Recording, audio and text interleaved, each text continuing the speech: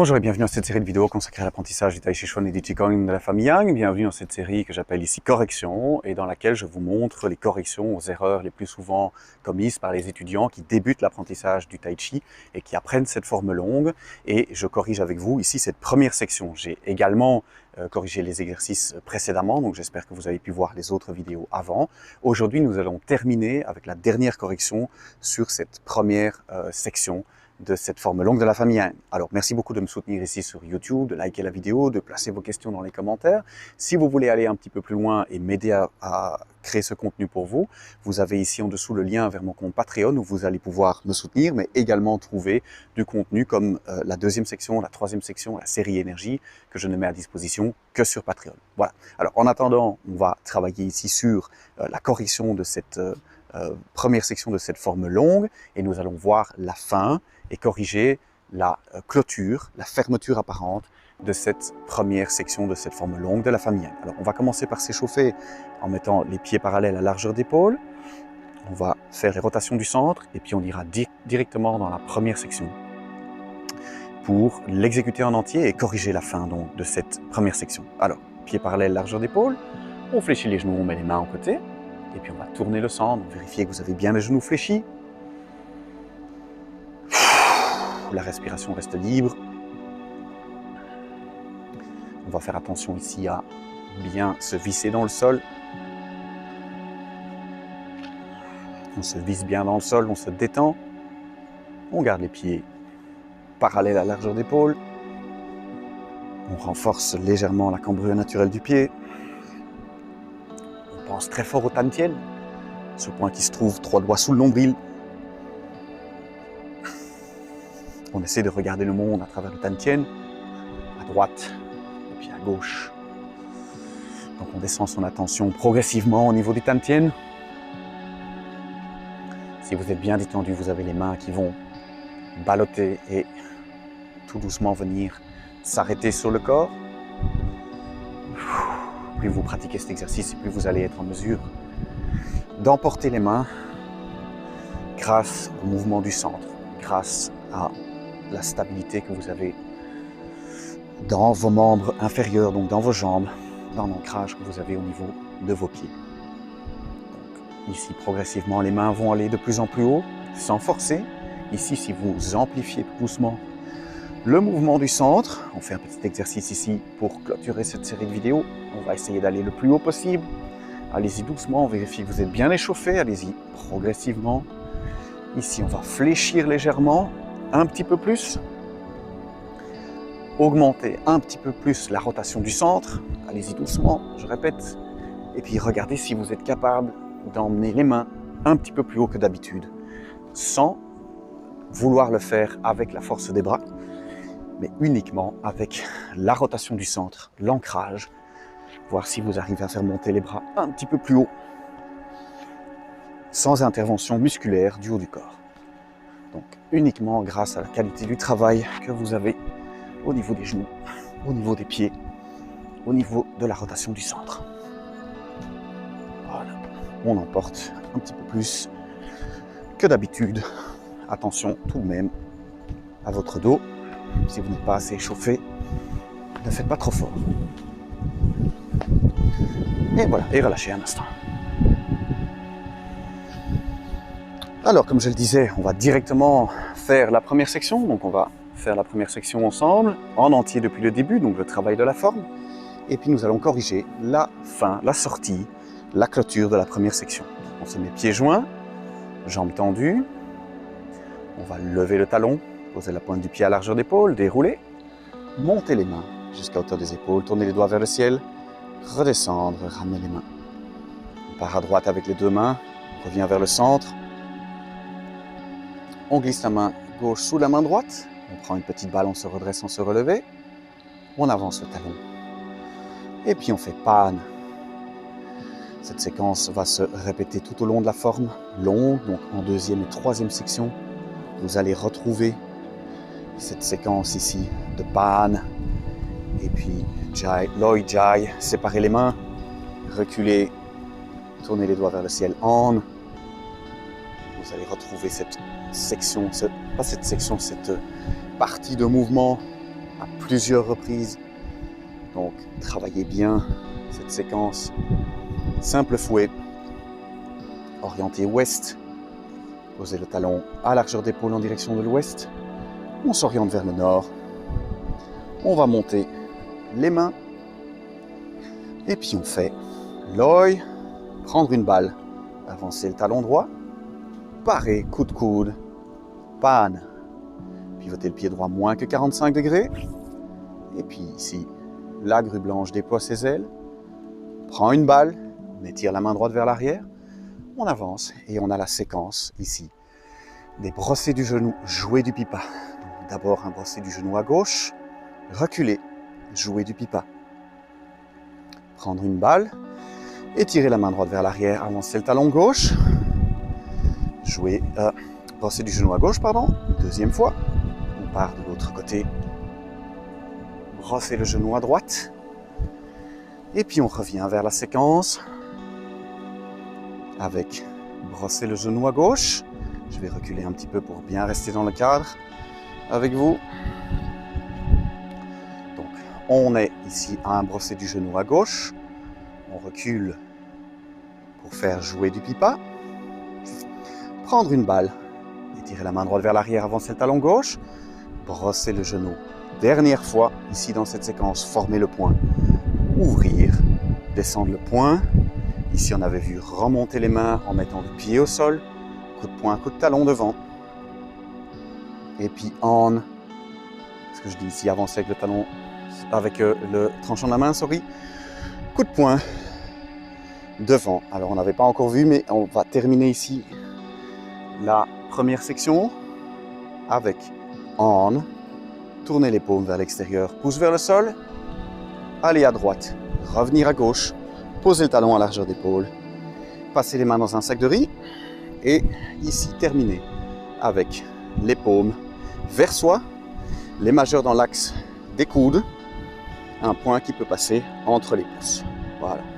Fin de première section et une petite pause. Alors, je vais revoir avec vous les dernières corrections, donc le dragon noir s'enroule autour du pilier et jusqu'où on était arrivé, puisqu'il y a quand même pas mal de choses à corriger. On le refait ensemble. Je vais en tout cas vous le remontrer. Je vais terminer ici, refaire le brossé du genou à gauche et puis reprendre à partir de là. Donc j'ai tout mon poids à gauche en direction de l'ouest, donc j'ai changé mon point de repère, nord par là-bas, ouest par là-bas, largeur d'épaule, pied droit ouvert 45 degrés. Et puis ici j'ai mon brossé du genou à gauche, je pousse avec le tranchant de la main devant comme ceci. Et donc ici on va former le point pour faire le dragon noir s'enroule autour du pilier, tourner la paume vers le ciel, ouvrir le pied gauche, tourner le poing, pouce vers le sol, descendre le poing en face de la gueule du tigre, remonter, et là j'ai mon pied qui vient se poser au sol. J'ai de nouveau tout le poids posé au sol, tout le pied posé au sol, les mains sont levées. Je viens ici et je fais frapper du poing et du talon, je regarde vers l'ouest, je pose le talon et le poing en même temps. J'ai mon talon qui est posé à une demi-largeur d'épaule, les deux pieds sont ouverts à 45 degrés, donc j'ai un angle de 90 degrés devant moi comme ceci. Tout le poids est à l'arrière, donc je n'ai pas de poids ici sur le talon droit. Bon. Une fois que les deux talons et poings sont arrivés en fin de mouvement, je vais ramener la main gauche à l'oreille, avancer tout mon poids sur le talon droit, ramener mon centre et fléchir pour venir mettre mon centre ici en contact avec le genou droit et en même temps pousser avec le tranchant de la main comme ceci en face de l'épaule gauche. J'ai mon poing qui est venu se placer ici au côté et je garde un bon espace ici en dessous. Comme si j'avais un ballon. Je viens étirer ici la musculature de l'épaule, du coude, du poignet. Je presse ici devant, je pousse ici devant avec le tranchant de la main.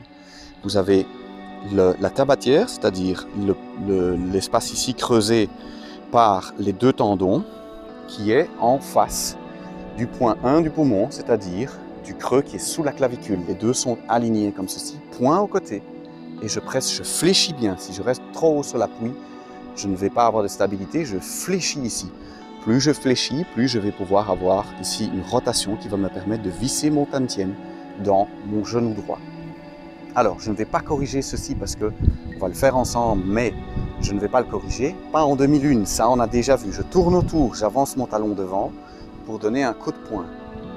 Et puis ici, je vais avancer tout mon poids vers mon talon gauche et donner un coup de poing devant moi, comme ceci. Boum.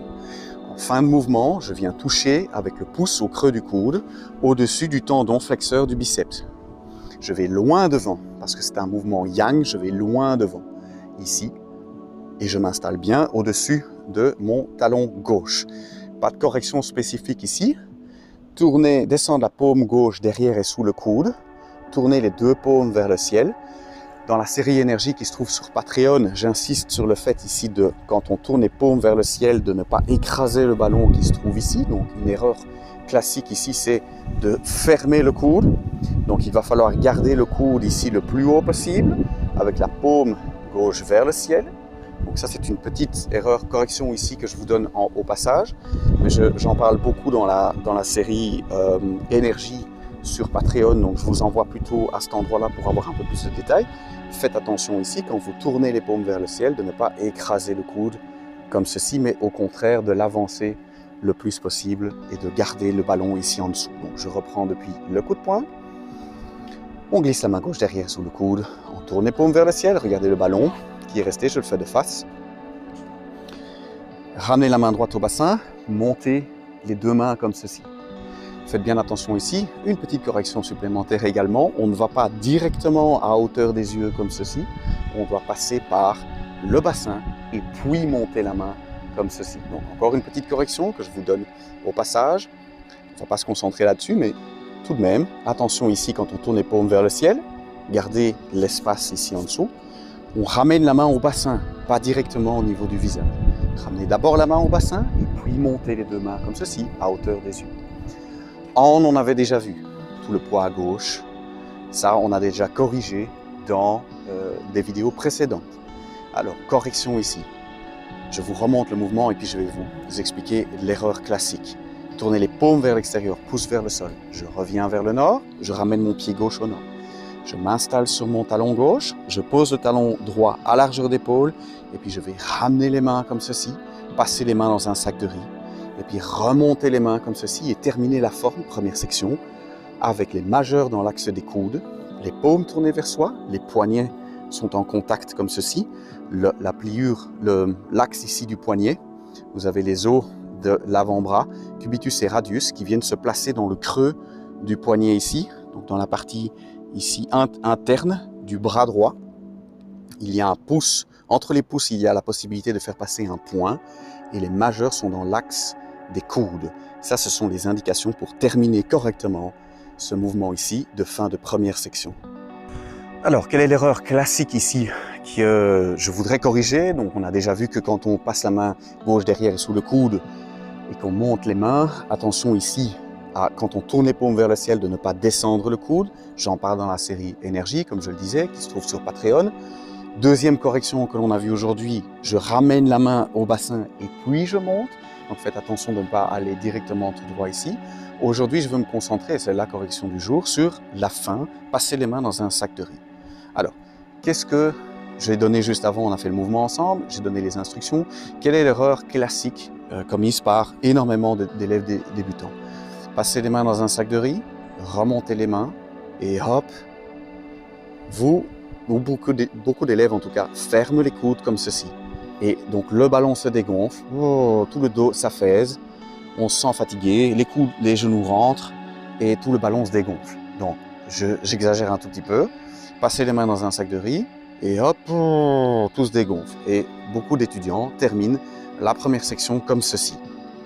Alors c'est bien, vous êtes détendu, mais votre ballon est dégonflé, l'énergie est retombée, la stabilité est mauvaise, le chi ne circule plus, vos poumons sont écrasés, vous ne savez pas bien respirer, c'est pas une manière de terminer la première section en beauté. Alors, qu'est-ce qu'il va falloir faire?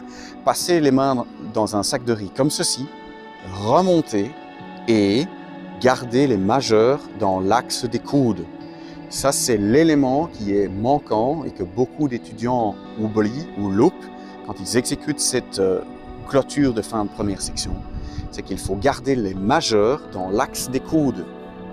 Alors, vous avez deux points de repère pour vous faciliter la tâche. Vous pouvez suivre avec le majeur droit l'os extérieur ici, qui est le cubitus, si mes souvenirs sont bons.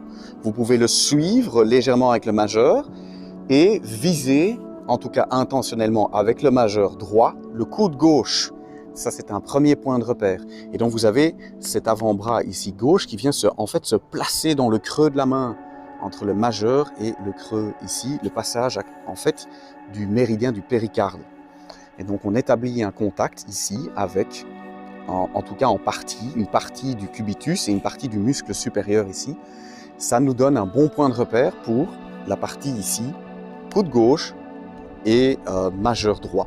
Même chose de l'autre côté, le point de repère, c'est le majeur gauche en direction du creux du coude droit, où se trouve un point de passage du poumon, juste au-dessus du tendon flexeur du biceps. Donc, on a déjà vu, notamment dans les coups de poing. On va donc ici, comme point de repère, viser avec le majeur dans le creux du coude droit et établir une connexion mentalement. Donc ici, on est parfois un petit peu court pour venir toucher. Et donc, ce n'est pas nécessaire de venir toucher avec le majeur dans le creux du coude, mais on peut établir une connexion mentale entre le majeur gauche et le creux du coude droit, c'est-à-dire le point du poumon, point de passage important pour le méridien du poumon. Donc voici pour la correction. Si vous maintenez ce contact comme ceci avec les majeurs et les coudes des deux côtés, vous allez avoir ce ballon qui continue à se gonfler, fléchir bien sur l'appui, bien fléchir les genoux, le ballon continue à se gonfler comme si on pressait vers le sol, le ballon se gonfle et vous allez avoir les mains qui vont s'éloigner comme ceci progressivement en augmentant donc la distance entre vos mains et la cage thoracique. Donc c'est signe que le chi monte et fait pousser vos mains vers l'avant. Une des choses ici qu'on recherche dans ce travail de cette forme longue de la famille Yang, c'est d'étirer aussi bien les tendons que les muscles, que les méridiens pour que l'énergie circule plus facilement. Voilà, j'espère que c'est clair. Nous avons ici terminé les corrections sur la première section. J'espère que vous avez ici pas mal de corrections par rapport à des erreurs que vous auriez pu commettre en apprenant le Tai Chi depuis chez vous. Je répète, comme je l'ai fait dans d'autres vidéos, que c'est important pour vous d'être corrigé avec un professeur en direct. Donc j'espère que vous avez l'opportunité de trouver un professeur proche de chez vous, ou sinon restez en contact avec moi et j'organise des stages, je donne des cours à distance également. C'est une des manières de vous corriger et de faire que vous ne dériviez pas trop loin des instructions d'origine. J'espère que cette série vous a aidé. Je vais bientôt créer une autre série sur YouTube en tout cas. Vous avez d'autres informations sur Patreon si vous voulez me soutenir et trouver du contenu en plus. Vous avez le lien ici vers mon compte Patreon. Merci beaucoup de cliquer sur ce lien et de voir que vous allez y trouver la deuxième section, la troisième section, la série énergie et d'autres contenus que je ne mettrai à disposition que là-bas. En attendant de se revoir, merci beaucoup de votre soutien ici et de suivre ces vidéos YouTube. Vous pouvez mettre vos questions et vos désirs, j'ai envie de dire, dans les commentaires ici en dessous si vous désirez avoir des instructions plus spécifiques par rapport à d'autres mouvements ou une nouvelle série de vidéos ici sur YouTube. Quel en serait le sujet? Je vous écoute. Direction section commentaires. Faites vos demandes à cet endroit-là. Je regarderai la section commentaires et sur base de ça, je verrai ce que je peux faire pour vous aider dans votre apprentissage du Tai Chi. Un tout grand merci encore. Bon travail à vous et on se retrouve bientôt.